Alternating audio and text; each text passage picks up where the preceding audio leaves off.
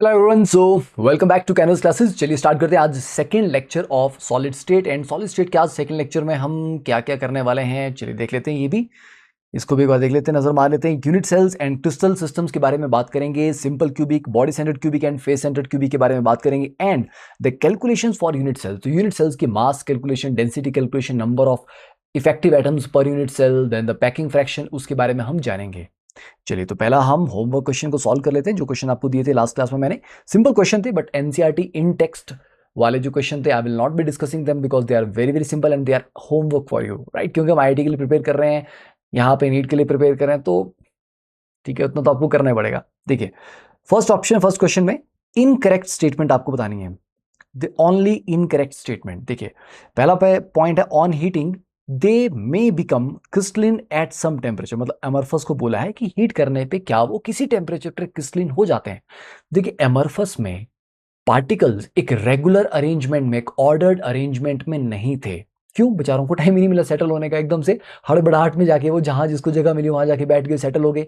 But अगर heat करेंगे, particles के पास थोड़ा सा मोबिलिटी आएगी एंड दे मे और they will eventually move to get that और settle in a perfect orderly arrangement. तो पहली बात तो सही है।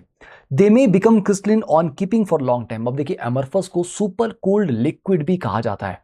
मतलब लिक्विड के पास मोबिलिटी होती है, पर वो इतना ठंडा लिक्विड है कि उसकी मोबिलिटी बहुत कम है। तो मैं भी ओवर द ईयर्स धीरे धीरे पार्टिकल का मूव करके एक ज्यादा ऑर्डर्ड अरेंजमेंट में जाने की कोशिश करेंगे। तो यस, ये बात भी सही है। दे में, इन्होंने ऐसा नहीं बोला कि जरूरी है, बट ये हो सकता है। Yes, amorphous solids can be moulded by heating. देखिए प्लास्टिक है, रबर है, वो हीट करने से मोल्ड हो जाता है, बिल्कुल होता है। देर एनिसोट्रॉपिक, ये बात गलत होगी भैया, वो आइसोट्रॉपिक होते हैं, same property in all directions. Then question number 2 की बात कर लीजिए, constituent particles in quartz are bonded by. देखिए क्वार्ट्स का जो आपका जनरल फॉर्मूला आता है SiO2, उसमें क्या होते हैं उनके, सिलिकॉन और ऑक्सीजन के बीच में कोवेलेंट बॉन्ड है। इलेक्ट्रोवेलेंट नहीं है, वॉन्डरवॉल नहीं है, मेटालिक नहीं है, कोवेलेंट बॉन्ड्स है। Then question number 3, the particles would be stationary in a lattice only at, भैया 0 केल्विन पे, क्योंकि 0 केल्विन पे आपके एब्सोल्यूट जो काइनेटिक एनर्जी है वो 0 हो जाती है। जब एब्सोल्यूट काइनेटिक एनर्जी 0 हो जाएगी तो पार्टिकल फिर मूव कैसे करेगा, है ना। उसके लिए तो काइनेटिक एनर्जी तो चाहिए, तो 0 केल्विन। चलिए अब स्टार्ट करते हैं नेक्स्ट टॉपिक हमारा डिस्कशन, जो लेक्चर 2 का है, that is the crystal lattice and the unit cell. What exactly is the crystal lattice. देखिए जब आयंस, अब आप किसी भी पर्टिकुलर आयनिक सॉलिड की बात कर लीजिए, जैसे मान लीजिए हम लेते हैं NaCl, ठीक है। तो बच्चे NaCl में बेसिकली क्या है, Na पॉजिटिव आयंस और Cl नेगेटिव आयंस अरेंज हो रहे हैं, एक पर्टिकुलर तरीके से अरेंज हो रहे हैं। कैसे अरेंज हो रहे होंगे? क्या ऐसे रैंडम तरीके से? नहीं। आप सोचोगे सर Na पॉजिटिव है तो पॉजिटिव चार्ज के बगल में नेगेटिव चार्ज होना चाहिए, है ना, अट्रैक्शन के लिए। तो ठीक है सर, यहाँ नेगेटिव चार्ज होगा। लेफ्ट साइड में सर यहाँ पर भी नेगेटिव होना चाहिए, पॉजिटिव पॉजिटिव इकट्ठे तो नहीं होने चाहिए, है ना। तो मतलब कुछ इस तरह से। हाँ, तो क्या एक प्रॉपर अरेंजमेंट है कि यार इनके बीच का कुछ डिस्टेंस होगा, Na पॉजिटिव और Cl नेगेटिव के बीच का specific centre to centre distance होगा? कोई तो तरीका होगा ना यार एक। और NaCl आप दुनिया के किसी कोने से भी लाएंगे, अगर आप उसके क्रिस्टल स्ट्रक्चर को स्टडी करेंगे वो वैसा ही मिलेगा आपको। तो मतलब एक डेफिनिट ज्योमेट्रिकल अरेंजमेंट है पार्टिकल्स के सेटल होने का, या एक दूसरे के साथ किस तरह से वो किस डिस्टेंस पे बॉन्डेड है ना, अटैच्ड है। तो अब ये जो आपके क्रिस्टल होता है बेटा, क्रिस्टल के कॉन्स्टिट्यूएंट पार्टिकल्स क्या हो सकते हैं? क्रिस्टल के कॉन्स्टिट्यूएंट पार्टिकल आयंस हो सकते हैं, जैसे NaCl में Na पॉजिटिव Cl नेगेटिव है ना, उनसे मिलकर क्रिस्टल बना हुआ है। क्रिस्टल के कॉन्स्टिट्यूएंट पार्टिकल एटम्स हो सकते हैं, जैसे कि मेटल है, मेटल जैसे आयरन की बात कर लो तो आयरन में क्या है, आयरन तो कोई नहीं है ना, एटम्स होंगे ना। यस, तो कॉन्स्टिट्यूएंट पार्टिकल एटम भी हो सकते हैं। कॉन्स्टिट्यूएंट पार्टिकल मॉलिक्यूल्स भी हो सकते हैं, जैसे अगर आप आइस की बात करेंगे तो आइस का जो क्रिस्टल है उसका इंडिविजुअल पार्टिकल क्या है, H2O, तो एक मॉलिक्यूल है, ठीक है। तो ये क्रिस्टल के जो कॉन्स्टिट्यूएंट पार्टिकल्स है, आयंस या एटम्स या मॉलिक्यूल्स कुछ भी हो सकते हैं, ठीक है। Now any repetitive pattern has a symmetrical aspect about it, है ना। जब कुछ रिपीट करती जाती है, बार बार रिपीट करती जाती है, तो एक सिमेट्री बनती है वहां पे डेफिनेटली, है ना। Whether it is a wallpaper design, चाहे आप वॉलपेपर देख लीजिए, है ना, आपके घर में कोई लगा हो, या इवन टाइल्स का आपने डिजाइन देखे होंगे ना, टाइल्स के पर्टिकुलर डिजाइन होते हैं, वही डिजाइन फिर रिपीट हो रहा है, फिर रिपीट हो रहा है, फिर रिपीट हो रहा है। या वॉल पैनल्स लगाते हैं उस तरह के, है ना, सेम डिजाइन आप देखा ही होगा, आपने नोटिस किया होगा डेफिनेटली। तो एक तरह का पैटर्न आप रिपीट कर रहे हो, या आप मान लीजिए दीवार की बात कर रहे हैं, दीवार बनती है तो ईंटों से बनती है ना।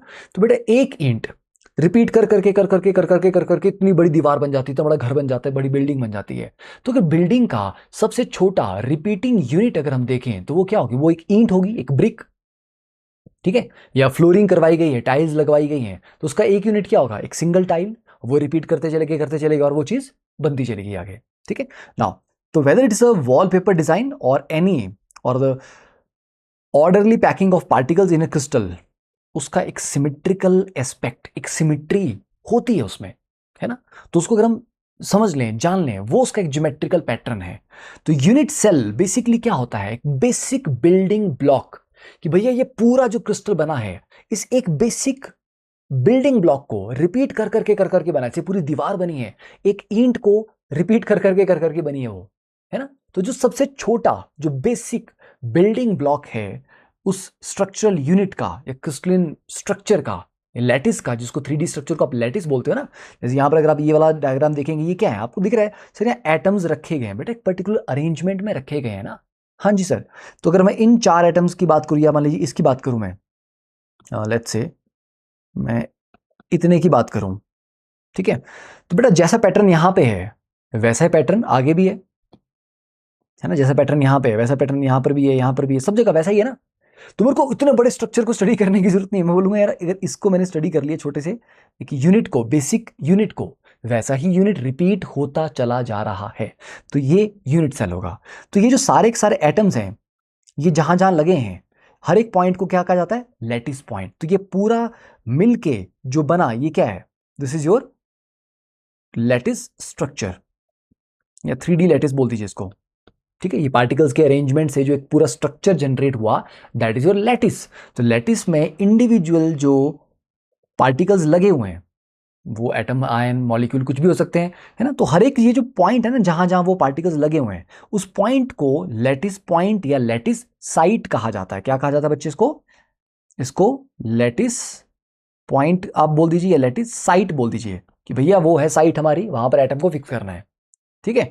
तो अगर मैं इस पूरे एटम की जगह इसको सिर्फ एक पॉइंट से मार्क कर लूं, ये एक पॉइंट है, पॉइंट पॉइंट को मैंने जोड़ दिया आपस में, तो ये कुछ इस तरह का स्ट्रक्चर बन जाएगा, ठीक है। यहां भी जो हर एक पॉइंट है यहां एक पार्टिकल होगा। अब वो पार्टिकल एटम, आयन, मॉलिक्यूल क्या होगा, वो होगा पर एक पार्टिकल होगा, ठीक है। और ये जो बीच में लाइंस लगाई गई ना, रियलिटी में ऐसी लाइंस नहीं एग्जिस्ट करती। रियलिटी में तो ऐसा होता है स्ट्रक्चर, लाइंस इसलिए कनेक्ट की गई है ताकि आप एक ज्योमेट्री, एक शेप दिख सके आपको, है ना, विजुलाइज करना आपके लिए आसान हो जाए। तो बेटे ये जो पूरा स्ट्रक्चर है इसका अगर आप रिपीटिंग यूनिट देखेंगे, रेपिटेटिव, तो ये वाला जो यूनिट है ये आपका रिपीट होता चला जा रहा है। तो this is our unit cell, है ना। ऐसे ही एक स्ट्रक्चर यहां पर लगा है, इसके पीछे लगा है, उस तरफ लगा है, नीचे लगा हुआ है, इधर लगा है, चारों तरफ यही स्ट्रक्चर रिपीट करके एक बहुत बड़ा मुझे क्रिस्टल लैटिस मिल जाएगा। तो यूनिट सेल समझ आया, द स्मॉलेस्ट रिपीटिंग यूनिट जिसके रिपीट होने से पूरा स्ट्रक्चर बन जाता है। नाउ अब जब एक क्रिस्टल लैटिस को हम डिफाइन करते हैं, ज्योमेट्री कहना है, एक प्रॉपर एक सिमेट्री है उसके बारे में। तो बच्चे किसी भी चीज को आप डिफाइन करेंगे, ज्योमेट्री है तो कुछ लेंथ, साइड्स के कुछ तो बताएंगे उसके बारे में, है ना। कि अगर 3 साइड्स हैं एक्स वाई जेड, तो सर ये 3 साइड आपस में परपेंडिकुलर हैं, है ना, उसकी यूनिट सेल की कि नहीं है, क्या तीनों साइड्स बराबर हैं, एक्स वाई जेड तीनों बराबर हैं कि नहीं है, तो कुछ तो होगा ना तरीका। तो यस, तो जब एक यूनिट सेल को डिफाइन करना पड़ता है, ठीक है, जब एक यूनिट सेल को आप डिफाइन करते हो तो कौन कौन से कैरेक्टरिस्टिक्स उसके बारे में आप बताते हैं। तो बच्चे हम बताते हैं 3 एज लेंथ्स, ठीक है, 3 एज लेंथ के बारे में बताते हैं हम, एंड 3 एंगल्स, ठीक है। कौन से एंगल, तीनों किसके बीच है, फेसिस के बीच में ना, ठीक है। इंटरफेशियल एंगल जो होते हैं आपके वही। देखिए तो अब जैसे यहां पर है, आप बोलोगे सर ये तो परपेंडिकुलर वगैरह कुछ लग नहीं रहे, ये आपका अगर रेफरेंस पॉइंट है तो 1 2 3 या एक्स वाई जेड, है ना, ये 3 साइड्स को मैं ए बी सी करके बोल देता हूं। तो 3 जो आपकी एज लेंथ आएंगी वो कौन सी आएंगी आपकी, ए बी सी। ए को आप एक्स एक्सिस के लॉन्ग मान लीजिए, बी को आप वाई एक्सिस के लॉन्ग और सी को जेड एक्सिस के लॉन्ग मान लीजिए। और 3 जो एंगल हैं वो एंगल कौन कौन से होंगे, अब देखो एक्स और वाई आपस में क्या एंगल बना रहे हैं, वाई और जेड में क्या बना रहे हैं, ठीक है। तो 3 एंगल आपके अल्फा बीटा गामा, तो अल्फा बीटा गामा। अब ये कैसे याद रखना है बेटा, अल्फा, ठीक है, इसको ऐसे कर लो ए बी सी, है ना, alpha beta gamma, okay, a b c. तो alpha is like for a, beta is for b, ठीक है, gamma is for c. Okay, तो alpha is actually between B and c. Alpha जो angle है ये किसके बीच में है? बी और सी के बीच में है। समझे? देख लीजिए यहां पर ये जो आपका अल्फा एंगल है ये किसके बीच में है? ये आपका सी है ऊपर की तरफ, ठीक है, और ये आपका बी है, इनके बीच का एंगल है, राइट? तो चलिए, तो alpha is the angle, sorry second, alpha is the angle between B and C. Beta किसके बीच में आ जाएगा? बी को छोड़ दो, ए और सी के बीच में, between A and C. Gamma किसके बीच में आ जाएगा बच्चे? सी को छोड़ दो, ए और बी के बीच में। तो ऐसे आपको याद रखना है, ठीक है? अल्फा ए को छोड़ के बाकी दो के बीच में है, बीटा बी को छोड़ के ए और सी के बीच में है। तो इस तरह से आपने एंगल्स याद रखने हैं। तो ये 6 पैरामीटर्स हैं जो एक यूनिट सेल को डिस्क्राइब करने के काम आते हैं। अब आगे हम पढ़ेंगे टाइप्स ऑफ जो क्रिस्टल लैटिस स्ट्रक्चर्स होते हैं। अब देखिए, जैसे आपको मैं यूनिट सेल का एग्जांपल दे रहा था, यूनिट सेल को लेकर ना बच्चे बड़े रिजिड हो जाते हैं कि अच्छा यूनिट सेल सर ऐसा ही होता है, क्यूब जैसा होता है। वैसे जरूरी नहीं है क्यूब जैसा ही होगा। यूनिट सेल का एग्जांपल आप सब जगह देख सकते हो। जैसे कि यहाँ पर देखिए एक फ्लोर पैटर्न है ना, टाइल्स का एक पैटर्न है। क्या इसमें आप यूनिट सेल ढूंढ सकते हैं? Just pause the video for 1 minute and मुझे ढूंढ के बताइए क्या यूनिट सेल क्या लग रहा है आपको? What is the smallest repeating rectangular unit इन्होंने बोला, analogous to 2 dimensional unit cell है। यूनिट सेल अब टाइल्स है तो 2D होंगी यार, वो 3D तो नहीं होंगी, ठीक है? तो रेक्टेंगुलर यूनिट आपको, तो नहीं तो आप बोलोगे सर ये हेक्सागन जो है ये आपके यूनिट सेल्स हैं, नहीं, रेक्टेंगुलर पूछा है। तो रेक्टेंगुलर कैसे बनाओगे? आपकी इच्छा है, पर वो रिपीट करने से पूरा स्ट्रक्चर जनरेट हो जाना चाहिए। तो you can pause this for 1 minute and think about it, ठीक है? चलो देखते हैं इसका क्या क्या इसमें पॉसिबिलिटीज है, ठीक है? मैंने बोल रहा एक फिक्स्ड आंसर होगा, बट पॉसिबिलिटीज देख लेते हैं। देखिए, तो जब भी आपको एक रेक्टेंगुलर यूनिट है तो आप इस तरह की ग्रिड लाइंस लगा सकते हैं, ठीक है? जैसे ये आपने हेक्सागन लिया, इसके सेंटर सेंटर को कनेक्ट करके एक लाइन लगा ली, है ना? फिर ये लगा ली, ये लगा ली, फिर ये इस तरह से कर लिए, ग्रिड बना दिया आपने, ठीक है? उस ग्रिड में ये वाला जो यूनिट है, अब इसको देखो रिपीट करूंगा, यहाँ पर ये आ जाएगा, इसके ऊपर ये वाला आ जाएगा, है ना? इधर ये आ जाएगा, यूनिट रिपीट हो रहा ना ये। तो yes, this is one example of a rectangular unit cell for this flooring system. वैसे ही जरूरी नहीं आप ये बोल दो, आप बोल दो सर ये वाला भी तो बना सकते थे, जैसे ये वाला है, ठीक है? तो इसके आगे देखो, यहाँ पर ये ऐसा आ जाएगा, यहाँ पर एक ऐसा आ जाएगा, यहाँ ऐसा है, नीचे की तरफ ऐसा है। तो ऐसे ऐसे यूनिट्स को मैं रिपीट करता चला जाऊंगा तो मेरे पास ये पूरा स्ट्रक्चर जनरेट होता चला जाएगा। तो अब आपको आइडिया आया कि यूनिट सेल आप कैसे आइडेंटिफाई कर सकते हैं, वो आपके ऊपर है। कोई हार्ड एंड फास्ट ऐसा जरूरी रूल नहीं है कि बेटा ऐसे ही करना होता है, ठीक है? तो यूनिट सेल, अब अगर आपका 2D ऐसे फ्लोर है, फ्लोर का बेटा यूनिट सेल आपका 2 डायमेंशनल होगा, है ना? बट अगर मैं एक 3D स्ट्रक्चर की बात करता हूं तो उसका यूनिट सेल भी 3D में होगा। ओके, तो 2D यूनिट सेल्स किस किस तरह के हो सकते हैं? देखिए, जब जैसे ये आपके पास ऑब्लिक लैटिस, ठीक है, तो जरूरी नहीं है कि ये आपस में परपेंडिकुलर होने चाहिए। तो a is not equal to b, जो दो एजेस हैं इसके, ये दोनों आपस में बराबर नहीं है। And gamma is equal to arbitrary, मतलब ए और बी के बीच का जो एंगल होता है वो गामा होता है। तो इनके बीच का जो एंगल है वो उसने बोला कि भैया एक 90 डिग्री छोड़ दो उसको, मतलब उसके अलावा कुछ भी और हो सकता है ये, ठीक है? स्क्वायर लैटिस इस तरह का भी हो सकता है भैया, लैटिस स्क्वायर, स्क्वायर में ए और बी दोनों बराबर होंगे, उनके बीच का जो एंगल है वो 90 डिग्री होगा। रेक्टेंगुलर हो सकता है जहां पर ए और बी तो बराबर नहीं होंगे पर उनके बीच का एंगल 90 डिग्री होगा। तो ये 3 स्ट्रक्चर आप आई थिंक आराम से समझ पा रहे हैं कि 2D में आपका ऑब्लिक हो सकता है, स्क्वायर हो सकता है, रेक्टेंगुलर हो सकता है। देन जैसे ऊपर आपने देखा हेक्सागनल भी हो सकता है। हेक्सागनल में क्या होता है, देखिए दो जो उसकी साइड्स हैं, ठीक है, दे आर, ये वाला ले रहे हैं हम यहाँ पे, हेक्सागन तो स्ट्रक्चर था बट इसका यूनिट सेल ले रहे हैं हम ये वाला ले रहे हैं, because this will be repeated, ठीक है? तो ए और बी बराबर होंगे और जो आपका एंगल है गामा दैट इज 120 डिग्री, ठीक है? रोम्बिक, चलो रोम्बिक की हम बात आगे ही करेंगे, इसके बारे में ज़्यादा आपको अभी चर्चा करने की जरूरत नहीं है क्योंकि 2D यूनिट सेल्स के बारे में हमने वैसे पढ़ना भी नहीं आगे। This is just to give you an idea कि हम 2 डायमेंशनल में भी यूनिट सेल्स की बात हम करते हैं, बिल्कुल बात करते हैं। Now let's start with the crystal systems. देखिए, दुनिया में जितने भी क्रिस्टलिन सब्सटेंसेस हैं, ऐसा नहीं है हर एक का एक अलग ही यूनिक स्ट्रक्चर है, फिर तो आप कैसे पढ़ पाओगे भैया? अगर 1000 टाइप के क्रिस्टल्स हैं तो तुम क्या 1000 टाइप के स्ट्रक्चर्स याद करोगे उनके? नहीं। जब अलग अलग क्रिस्टल्स को स्टडी किया गया तो देखा यार बहुत सारे क्रिस्टल्स ना एक पर्टिकुलर तरह का स्ट्रक्चर फॉलो कर रहे हैं, तो उनको सबको बोला कि चलो ये सारे इस टाइप के हैं, तो वो एक पर्टिकुलर टाइप हो गई। अच्छा, फिर ये सारे, अच्छा ये तो इस टाइप के हैं, चलो वो एक अलग हो गया, है ना? तो ऐसे करते करते करते करते देखा गया कि यार टोटल कितने पॉसिबल तरह के अरेंजमेंट्स हैं कि सारे क्रिस्टल सिस्टम्स या स्ट्रक्चर उन्हीं कुछ सिस्टम्स में, है ना, या अरेंजमेंट्स में कैटेगराइज किए जा सकते हैं। समझ आया कुछ? तो वो है हमारे क्रिस्टल सिस्टम्स, ब्रेविस लैटिसेस। देखिए, the type of unit cells are broadly categorise into primitive and non primitive unit cells. तो पहले हम यूनिट सेल्स की बात कर लेते हैं। यूनिट सेल हमारे पास कितने टाइप के हैं? एक आ गया आपका प्रिमिटिव।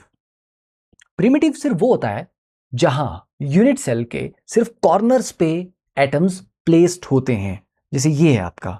ठीक है, तो पहला वाला आप देखिए, अब एग्जांपल यहां पर बच्चे कहां कहां प्लेस्ड हैं, ये सिर्फ कॉर्नर पे, है ना, यूनिट सेल। अब ये जो ऊपर वाला स्ट्रक्चर है ये कैसा है? इसमें एटम्स को थोड़ा छोटा करके दिखाया गया ताकि पूरी शेप आप देख सको कि हाँ ये सर एक सिंपल क्यूब की तरह लग रहा है। और अगर एटम को फुल साइज में दिखाया जाए तो ये ऐसा है, दोनों एटम्स आपस में एक्चुअली टच कर रहे हैं, समझे? तो इसको बोलते हैं स्पेस फिलिंग मॉडल। ये जो मॉडल होता है इसको बोलते हैं स्पेस फिलिंग मॉडल, कि पूरा स्पेस जो भरा हुआ था वो पूरा आपने भरा हुआ दिखाया है एक्चुअली में, क्योंकि एटम्स टच कर रहे थे तो वैसे दिखाया हुआ है। तो इनको आप कनेक्ट करेंगे तो ये अगेन वैसा स्ट्रक्चर बन जाएगा, है ना, इस तरह से, राइट। सिर्फ कॉर्नर्स पे प्रेजेंट है उसको बोलते हैं प्रिमिटिव। पर कॉर्नर के अलावा कहीं और भी प्रेजेंट हैं, जैसे कि ये आपका यूनिट सेल की जो बॉडी है इसके बीचों बीच एक और एटम लगा हुआ है, तो उसको कहा जाता है बॉडी सेंटर्ड। क्या जाता है इसको? Body centred. ओके, ये आ गया। तो ये नॉन प्रिमिटिव में आ गया। तो पहला वाला प्रिमिटिव है, बाकी तीनों ये नॉन प्रिमिटिव है कि कॉर्नर के अलावा भी होगा। तो एक बॉडी के बीच में इसको बोलता बॉडी सेंटर। अब बॉडी सेंटर में एक ध्यान देना, ये जो आप एटम्स आपस में टच नहीं कर रहे हैं, इनके बीच में गैप है। ओके, तो टच कौन कर रहा है बेटा? ये कॉर्नर वाला, ये बीच का ऑरेंज वाला, और ये पीछे वाला कॉर्नर वाला, मतलब बॉडी डायगोनल। ये वाला, बीच वाला और ये वाला, है ना, बॉडी डायगोनल। जैसे आप जिस रूम में बैठे हो वो वाला कॉर्नर पकड़ो और ऑपोजिट डायगोनल कॉर्नर, उसके अलोंग तीनों एटम आपस में टच कर रहे हैं। ये कॉर्नर, ये बीच वाला और ये वाला कॉर्नर, ये आपस में कांटेक्ट में है। Then face centred. Face centre का मतलब बच्चे एक क्यूब में कितने फेस होते हैं?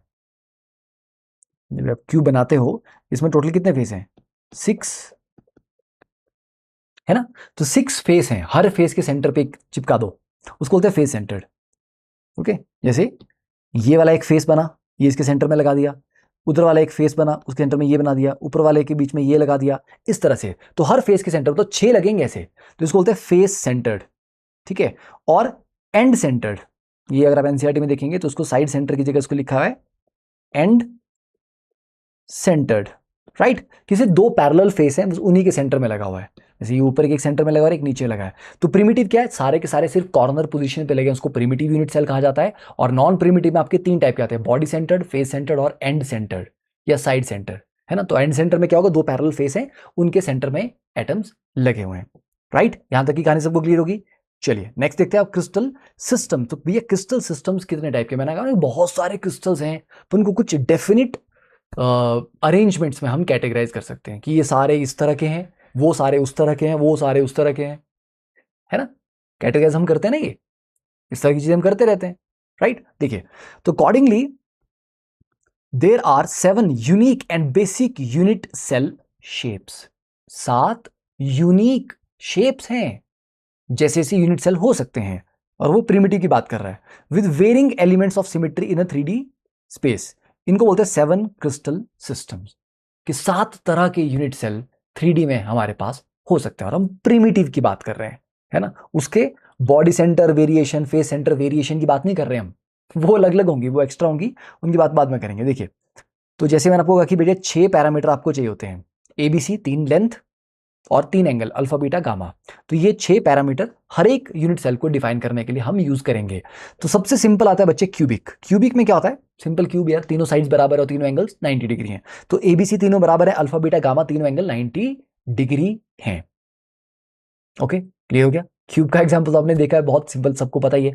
नाउ अब इस क्यूब को पकड़ के एक साइड से खींच दो, जो क्यूब है एक साइड से इसको खींच दो, तो एक साइड लंबी हो जाएगी, वो डायमेंशन लंबी हो जाएगी, यस। पर एंगल तो डिस्टर्ब नहीं हुए ना, नहीं। तो 2 साइड तो बराबर होंगी, तीसरी साइड चेंज हो जाएगी। तो ए और बी 2 साइड बराबर है, पर तीसरी साइड बराबर नहीं है, जबकि एंगल तीनों बराबर भी हैं और 90 डिग्री भी रहे। तो क्यूब को बस आपने खींच दिया एक डायमेंशन में, तो टेट्रागोनल। अब एक काम करो, तो जो टेट्रागोनल था ना उसको दूसरी साइड में भी खींच दो, है ना। तो एक साइड से खींचा तो एक लेंथ चेंज होगी थी, दूसरी तरफ भी खींच दिया तो दूसरी लेंथ भी चेंज होगी। तो अब तीनों लेंथ आपकी अनइक्वल हो चुकी हैं, पर आपने सिर्फ खींचा है उसको, बेंड नहीं किया, तो एंगल नहीं डिस्टर्ब हुए। अल्फा बीटा गामा तीनों 90 डिग्री है। तो क्यूबिक में एबीसी तीनों बराबर है, अल्फा बीटा गामा तीनों बराबर 90 डिग्री है। टेट्रागोनल में एक साइड से खींच दिया तो एक लेंथ बदल गई, पर एंगल सारे बराबर हैं। ऑर्थोरोम्बिक में दूसरी तरफ से भी खींच दिया टेट्रागोनल को, तो तीनों लेंथ इक्वल हैं, पर एंगल्स तीनों बराबर भी हैं और 90 डिग्री भी है। ठीक है, ऑर्थोगोनल है आपस में। देन रोम्बोहेड्रल, अब रोम्बोहेड्रल में क्या है कि उसको एक साइड को बेंड किया, एक साइड से बेंड करने से क्या होगा, तीनों साइड्स आपकी बराबर रही क्यूबिक वाली, बट अल्फा बीटा गामा तीनों बराबर तो हैं पर 90 डिग्री पे नहीं है। ठीक है, बराबर है पर 90 डिग्री पे नहीं है, दैट इज योर रोम्बोहेड्रल। तीनों साइड्स आपकी बराबर हैं पर एंगल तीनों 90 डिग्री नहीं है, बराबर है पर 90 डिग्री नहीं है। तो क्यूबिक और रोम्बोहेड्रल आप याद रख सकते हो, a is equal to b is equal to c, alpha is equal to beta is equal to gamma. Cubic में 90 डिग्री और रोम्बोहेड्रल में नॉट इक्वल टू 90 डिग्री, पर बराबर तीनों है। हेक्सागोनल, हेक्सागोनल में दो साइड्स बराबर होती हैं, ए और बी बराबर है बट नॉट इक्वल टू सी, और दो एंगल 90 डिग्री होते हैं और एक एंगल आपका 120 डिग्री होता है। ठीक है, मतलब अल्फा बीटा आपके 90 डिग्री हैं, अल्फा का मतलब है बी और सी के बीच की एंगल, है ना, तो और गामा का मतलब है ए और बी के बीच का एंगल। ठीक है, दैट इज योर 120 डिग्री। वो कौन सा एंगल है, ये वाला एंगल। ठीक है, this angle is your 120 degree. Okay, clear है ये, दिस एंगल 120 डिग्री। ओके, बाकी ये वाला भी आपका 90 डिग्री है, और दूसरा वाला अगर आप देखेंगे तो वो भी आपका 90 डिग्री है। तो अल्फा बीटा आपका 90 डिग्री है, गामा आपका 120 डिग्री है। तो ये हेक्सागोनल है। मोनोक्लिनिक में भैया, मोनोक्लिनिक में कुछ भी आपका सिमिट्री नहीं है, a is equal not equal to b not equal to c, तीनों आपस में अनइक्वल है। ठीक है, एंड ओ सॉरी, ट्राइक्लिनिक है आपका लीस्ट सिमेट्रिकल। हाँ, पर मोनोक्लिनिक में भी एबीसी तीनों बराबर नहीं है, अल्फा गामा 90 डिग्री है, beta not equal to 90 degree है। तो ये थोड़ा सा आपको याद यहां पे करना पड़ेगा मोनोक्लिनिक का। ट्राइक्लिनिक इज सिंपल, ना तीनों साइड्स बराबर है ना तीनों एंगल्स बराबर है, तो ट्राइक्लिनिक आपका लीस्ट सिमेट्रिकल सिस्टम आ गया। ठीक है, राइट, लीस्ट सिमेट्रिकल। ओके, और मोस्ट सिमेट्रिकल आपका कौन सा आ गया बच्चे, क्यूबिक। ओके, ठीक है, ये क्लियर है। चलिए, अब ब्रेविस लैटिसेस, तो मैंने आपको 7 बेसिक क्रिस्टल सिस्टम्स हैं जो प्रिमिटिव यूनिट सेल्स के अकॉर्डिंग बताए गए हैं, कि सिर्फ कॉर्नर्स को आपको रखना है। पर बच्चे क्यूबिक में एक बॉडी सेंटर क्यूबिक भी तो हो सकता है ना, जैसे क्यूबिक है। अब एक तो हो गया ये प्रिमिटिव वाला सिंपल क्यूबिक, इसको बोलते हैं। इसके बॉडी में एक सेंटर में एक रख दूं मैं एक एटम, तो बॉडी सेंटर क्यूबिक बोल दूंगा उसको मैं। अगर फेस के सेंटर पे रख दूंगा तो फेस सेंटर क्यूबिक बन जाएगा। तो क्यूबिक की आगे भी तो वेरिएशन बन सकती है ना, नॉन प्रिमिटिव वाली, body centred, face centred, end centre बन सकती है ना। हाँ, तो आप बोलोगे सर वो तो सबकी बन सकती है, फिर नहीं, बन तो सकती है पर एक्चुअली क्या बनती है ये चेक करना है। तो हर एक की बनती नहीं है, कुछ की बनती है कुछ की नहीं बनती है। तो वो मिला के हमारे पास टोटल 14 वेरिएशन टोटल आती हैं। ठीक है, तो देखिए, although each crystal system is expected to have 4 different unit cells, simple, body centred, face centred, end centre, है ना। तो हमें लगता है कि सर हर एक के 4-4 बन जाएंगे सर, 7 है, 7-4 32, सॉरी 7-4 ठीक है। तो सर 4 तो बन सकते हैं, हाँ, तो एक्सपेक्ट हम करते हैं कि हर एक के 4-4 बन जाएंगे, but all of them can not exist in each case. ठीक है, सिमिट्री इंडिकेट्स कि इन 7 क्रिस्टल क्लासेस के 4-4 वेरिएशन में से जो पॉसिबल है वो अगर हम देखें हम, तो सिर्फ 14 ही 3D लैटिस टाइप्स बनती हैं। ठीक है, इसमें से 7 आपके प्रिमिटिव है, जो कि आपके सारे थे, हर एक टाइप का प्रिमिटिव तो होगा ही होगा, cubic, tetragonal, orthorhombic, rhombohedral, hexagonal, monoclinic, triclinic, सबका प्रिमिटिव तो होगा ही होगा। हाँ जी, एंड 3 बनते हैं बॉडी सेंटर, सिर्फ 2 बनते हैं फेस सेंटर और 2 बनते हैं एंड सेंटर।